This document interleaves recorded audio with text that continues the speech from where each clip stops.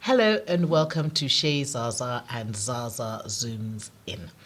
I'm here again with my friend and brother Wole, who thank you for always coming back. We try.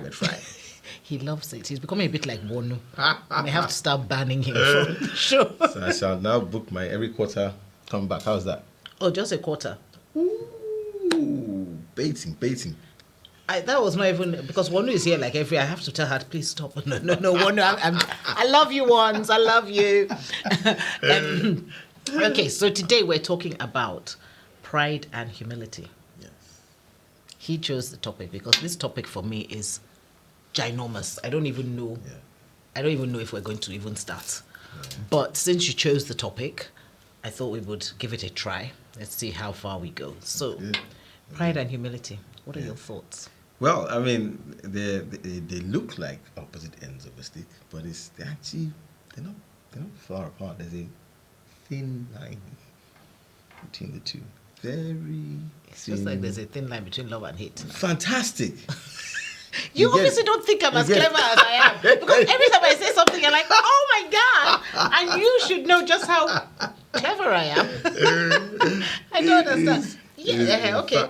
In fact, sometimes the lines cross. They actually cross. There's a picture I have of somewhere, I don't know where it is, where the water line actually is. They call it clear and muddy together, and they kind of zigzag, as opposed to a straight line separating the muddy and the clear water. Okay. It zigzags in, and a lot of things that we think are exact opposites. They're not. They're very similar. No, they actually have some that. qualities that actually they mesh. They overlap. They overlap in places. And so pride and humility, they do that as well. In fact, there's some people that feel that they are humble, and their humility actually is a form of pride.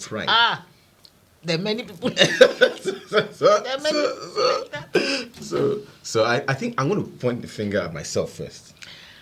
Oh, okay. I love the way you are so honest. Do you remember what I said to you when we were 13? Do you remember what I said to you? You don't remember? Wole, God. I couldn't cope. I said I've never met anybody so proud in my entire life. You don't remember? I could not believe it. I had my reasons and I worked out why and everything. But my gosh. So I'm actually glad that you said that, honey. Even though you don't remember that I said that to you years ago. Your friend will be very pleased that you're sitting on her side. Very pleased, but I say this because but for all my friend, as you know who you are, he has changed significantly. So if you still think at this point, then we need to have a conversation because no, I had never seen it in my life. I couldn't believe it. I was like, what? Oh God! You didn't see that coming? Like ton of bricks. Yeah, it was when you said I'll point the finger at myself. I thought, okay, he knows. But no, you have changed. You are significant. No. Let me, because I mean, at some point I realized that. Hold on a minute. I think Jenny, I tried to be a nice person. Nice. Did you see the thing we did on nice and kind? We don't like nice people. Kind is what we want. Nice is superficial. Anyway, continue. Fantastic. It's interesting. Conversation that we had. And yes, I okay. So kind in that sense, but I think I'm still going to use the word nice. You did try to be a nice person. I actually thought that I was a nice person, a thoughtful person. That's the word there. But I found there's some things that I was doing. Don't do that. Don't do that. I'm just communicating with the audience. Don't do that. Okay, but you found. So I found that there's some things that I do, and there's some ways that I think. There's some things that I feel that shows a sense of pride or a sense of entitlement. Yeah, and that amounts to pride. It's not because niceness doesn't mean you're humble. Even being okay, you can be kind in certain situations, but if you don't check yourself, and I don't mean once and then leave it. If you don't constantly check yourself, it's very easy to slide into a form of pride. It's not far at all. Not far at all. 100%. 100%. And I think, you said so many things that I want to pick on there that I don't even know where to start. Okay, so first of all, when you said you can be kind, I just need to say this. I've said it on here before. I said nice. I know you said nice. You said you can be kind, but if you're not constantly checking yourself. Yes, constantly checking. If you can be kind, everybody can be kind. Yeah. Doesn't make you a kind person. Perfect. So I have a problem because people are like, Perfect. if you are kind to somebody and you're not kind to somebody else, you are not a kind person. Period. So I just want to say that because I have a real big bugbear. What's the English for that? Bugbear. Real problem with that. Yeah. Because you find a lot of people who are kind to specific people and then people say, he's so kind, he's so generous. If it's not across board. Eye service. It's eye service, exactly. Yeah. So that was the first thing I wanted to pick up there. The second thing is you're absolutely right because everything around you is going to, the more, it's like it's the way you say you believe the hype. The more, I always say this thing now, people don't believe me when I say it. But when people say to me that I'm beautiful, I have a head knowledge of it. Just I know that I'm beautiful because people say it, they've said it, you know what I mean? Take care. No, it gets out. But what I'm saying is that, but it's not, I don't go around thinking I'm beautiful. It's not something that, so it's not like a heart knowledge. There are days I'll see myself in the mirror and say, you are beautiful. Come on. It's a one, you know what I mean? It happens on occasion. And I honestly believe that God has done that so that my head will not be too big. Fantastic. Because I cannot, when people say it and they will go, I just think, okay, I'm like, okay, fine, thank you, you know what I mean? And I accept it. But I don't know how to explain it. It's not, So let me help there a little bit. Because when I was saying by myself was that I had to take it into prayer. I said, Papa, I'm realizing that I'm experiencing some tendencies of pride. Help me out here. I don't like it. The fact I'm seeing it, I don't like it at all. So his answer to me was, okay, from henceforth, everything that you think anyone is saying to you that is in any way or form condescending or demeaning, and this was the word demeaning, accept it. Do you know, it really affected me for some years. I mean, I don't know, but I must have mentioned to my wife. I think that was it. I didn't mention it to anyone else. But it really affected me. I thought I started to play things out in my own head. Every time. I was always playing things out in my head. And people were expecting certain things and certain ways of me. I'm thinking, why are you expecting that of me? I'm not like that. I don't have that kind of clout. I don't have that. Why are you placing me there? And I really hide in my head that I am it's almost like I'm beneath. I am beneath everyone. And that's what it was. Yeah. Because God he had to hold me to humble me, to teach me how to fight against becoming prideful. That's what it is. You see, have you read Buki's book on pride? Who's Buki first? Akin Kube. No, she I wrote haven't. a book called Pride. Really? Wow. Oh my God. Anyway, but that I mean, and literally everything that you don't even consider to be pride, it's like, and I think that the challenge for me, and that's why I said in the last conversation we had about ego, if you think yourself more, you see, the way I keep myself grounded, or I try to keep myself grounded, is in the thing that, okay, God created me. He created everybody else. Everybody else is as important to God as I am to God. I have nothing on anybody else. So yes, I have my gifts and talents, and I have my, which may be different from other people's own, and may make me look like I have something better than them, or I have, whatever. But there's nothing that I have that is different to, or better than, rather, that is better than what anybody else has. Do you know what I mean? So I can't even, and that translates into everything. So I see a man on the street, drunk. I know how I don't like drinking. It really is a problem for me. So I see a man on the street drunk, but somehow, because I can identify him as somebody's son, I can get past what I would have used to judge him or to look at him with one kind eye. Or do you understand what I'm saying? Interesting. So I have to constantly remind myself that you are just one of God's many children. He made many of them. The person that abused me just now, God created that person too and loves that person just as much as he loves me. Do you know what I mean? Do you know, it's called humanizing. God.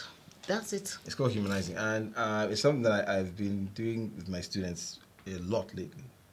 To help them deal with their anxieties and their fears, their concerns. Oh, there's going to be someone sitting next to me that I don't know is going to make me crash and crumble and implode. I say, look, humanize him. And I help them do that. So when I get to the center, I will crack a joke with the examiner. And he laughs. Or she laughs. And the same thing. He's human. Okay. He's human, not a robot. Yeah. It's the same thing that we're saying here. If you are constantly humanizing the person you're looking at, yes, it will be on the level. Yeah. It will be on a level. But it's coming from you, as in you are intentionally... Yeah, but it is a self-awareness. It has to and be. I think that a lot of us are not self-aware. And when I started this whole rock your own gorgeous thing, it's about getting to know who you are, what your weaknesses are, what your strengths are, so that you know who you are, so that you're self-aware. You're beautiful. You're beautiful. Is okay. It is outside, but it is from inside, and that's what the beauty is. Thank you. That's what the beauty is. So when they say you're beautiful, they are seeing you, not just you. Do you get what I'm saying? I get what you're saying, but cannot enter. You enter too much. Next time my head will not enter through the door. no, but I'm saying that now because I've seen it so many times. I see it regularly, and it's because you're being you. That's so the moral of the story is that if you want to be beautiful, you must be your authentic self. Yes, you must find out who you are and be who you are and live your life in full bloom, which is what I try to do, and enjoy every moment, capture every moment, and just the other day, intentionally. One of your cousins, I left a voice. I don't want to tell you which one. One of your cousins, I left a voice note for him, and so I said, "Hello, it's Chineke." Then I said, otherwise known as Zasaa. And then I now said, the one who's rocking her gorgeous, living life. When he called me back, he said, please, what was that? I said, well, if you don't believe it, I believe it, okay? But then you see there's that balance of finding, because you see, I had to find, and I don't know how, I always say that I feel that this happens to women more. I think it happens to men. But I had to find enough self-esteem in myself too. So whilst one has to make sure that you know that everybody was created by God and you're no better than anybody, you still have to, I certainly had to find the thing to say, actually, Tinuke, you are good enough. Tinuke, you know what I mean? Because I think you have to find the balance, because sometimes when you do that, you can now almost rubbish yourself. Do you get what I mean? Because you're now like, so you kind of have to find the balance that, okay, I too was created by God and I have special things about me. And because whilst you're busy trying to make sure that you include everybody else on that level, or humanize everybody else, like you said, you can dehumanize yourself. Fantastic. And that, I suppose that actually does come, so it goes hand in hand. You need to do what you need to do for you, which is be aware, be intentionally aware, always checking yourself. But you need to also read generically who you're supposed to be in him. Yeah. You need to know who you're supposed to be, in him, what he says about you. And honestly, the more you read on that, the more your head would not just swell, but it's an excitement that comes in knowing, is this supposed to be about me? Yeah, but you see, really? That balance of because you see, sometimes, and we had this conversation on here with Wonu and I think it was Nkem, where we were saying, are we bold or rude? We were saying what are two things, and we were saying sometimes as Christians, I love that. because of the boldness that we have in who Christ makes us. It sounds boastful, prideful. You know what I mean? So you have to know. You know what I mean? So I think that it's a very. That's why I said this is a huge topic. It's a very. There's so many elements to it and so many ways that you have to. But I think for me, the key thing for me in terms of I don't know. Am I proud? I don't think I'm proud. I try not, but the person that says they're not proud is usually the one that's pride. But I don't think I'm proud. So there is a sense of pride in everyone. Yeah, no, I'm talking about abused. pride. Generally, the wrong type of pride. As I'm saying, so pride is a thing. It can be used properly, and it can be abused. That's what it is. So that's what I'm saying. The lines crisscross. It's not one thing. So you always check. So when I say to a person A might not be prideful. Yeah. I would say the exact same thing, the exact same body language, tone, timbre, whatever it is, to person B, and it's going to be prideful. You know why? Why? Because they're two different people. Yeah. And so what is you haven't humanized them? Is that what it is? Okay. So it's almost like you are adapting to the situation there. It has to be checked. Does it mean that you have to wear 500 different hats? No. Be sensitive. Be aware. No, but you see, that's you're saying exactly what I said. I remember one of my kids, because one of my children has severe allergies, and I remember one of my other children was like struggling in like mental health, and I remember one child was saying, if they had done this, I wouldn't have. I was letting the child off because I didn't. And I used the example of the child with allergies. I said, if I gave this child that has allergies milk that is good for everybody will kill this child. Fantastic. It's exactly the same thing with this child. Fantastic. If I treated this child the way I treat you, it will kill him. Fantastic. Because, you know what I mean? Because that's just how, but it's almost like that whole thing of getting to know people, being intentional about knowing people and knowing yourself as well. To know how to, because I think so what you say so using what you were saying, so what I do to one child or what I say to one child is different. If I do the same, you can't blanket anything. It has to be individualized. You cannot ignore the fact that it's a different person in front of you, and that re-entry, what you say, would not be taken the right way, would not be the right way. Period. Yeah. Period. I used to. It just came to me. I used to at one point. I used to name some of the children that were born in church. I used to name some. And one of the things that God said to me then was, that children, and this was give the parent this counsel, that children don't spell love L-O-V, they spell love T-I-M-E. Yeah, absolutely. But it's not just children that do that. It's everybody. Everyone spells love T-I-M-E, but they don't say it. So if you actually take the time to notice me, what I've done, honestly, if you do that, then you have the bragging rights to tell me off and it not be prideful. Does that make sense? Yeah. If you actually take the time to find out about me, to know me, because when I now say it, you will know it's coming from a different place. So it won't be. It won't be like a big deal. It won't be an offensive statement. Don't tell me off. I don't want you to tell me off. Look, but I do that regularly. But just the same way. In fact, you tell me off when I tell you off. I don't know. Yeah. But I actually welcome it. In fact, I was coming today and I thought, oh gosh, I need to write this letter. Oh, no. But look, it so warmed my heart. Because there are very few people that would do that, and I would take it as, who are you to tell me? And do I need to tell you again? Because I feel like you haven't done what you are supposed to do. Oh my God! What's the point in having the power to tell you if you are not going to do anything? No, I am doing. It's an email. Do you want me to type it out for you and send you as a draft? I will do that for you. In fact, I will do it for you. Okay. That's what I will do because I love you. Yes, I think so. Because you are clearly struggling with that next.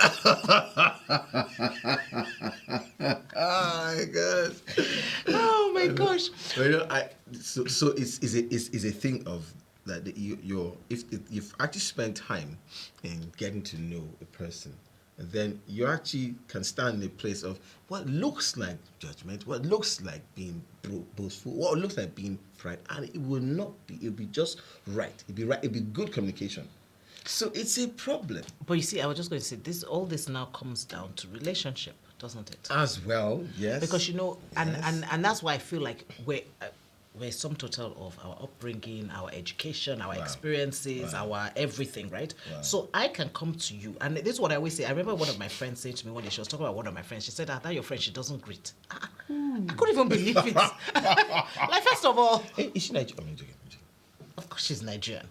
So I was like, so I said to her, I said, have you tried to? Because when she said it, I even thought she had tried to greet her, and the girl had ignored her. So I said, have you tried to greet her? She said, no, she never even looks my way. I said, so why don't you just, get in her way and say, hi, good morning, or whatever. So she was like, because I don't know if she'll respond. I said, but Fantastic. Do you know right that's there? pride right there. Wait. Okay, I knew that we were going to say that.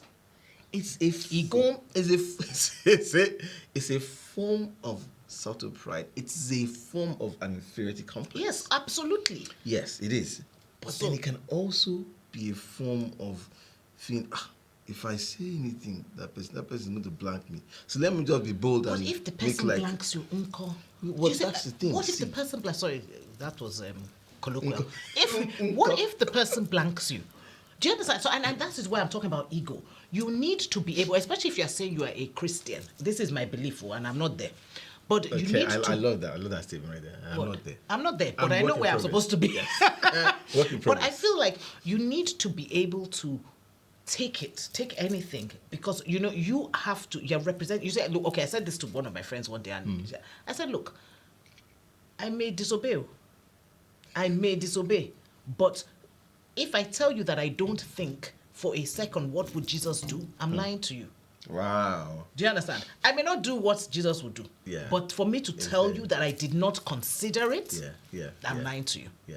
Do you understand what I'm saying? But that's a conditioning. And I do disobey. That's a conditioning. But do you understand what I'm saying? And so I feel like in this situation with this friend, you see this person.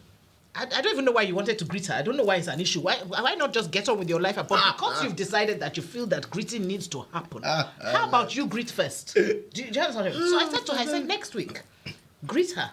And if she doesn't greet you back, I will speak to her.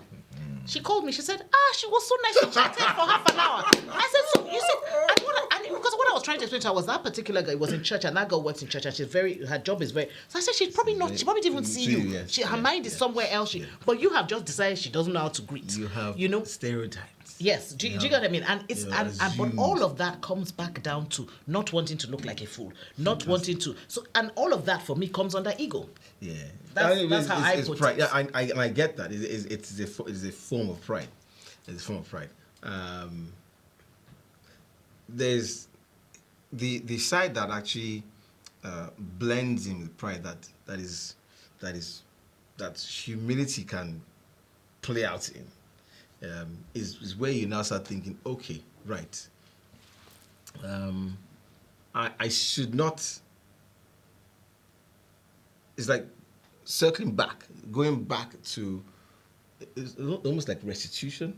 Okay. So going back to a place where you experienced some form of pride, yes, and addressing it. Okay. Now, someone might look at it as, look, okay, so so you feel that you feel entitled to say that what you did was wrong to me, but is that you're coming to say, listen, I understand what I did or how I presented was wrong, and I'm sorry. Let's start again. Let's go again. Yeah. And that's where because it's you're still relating with the same person.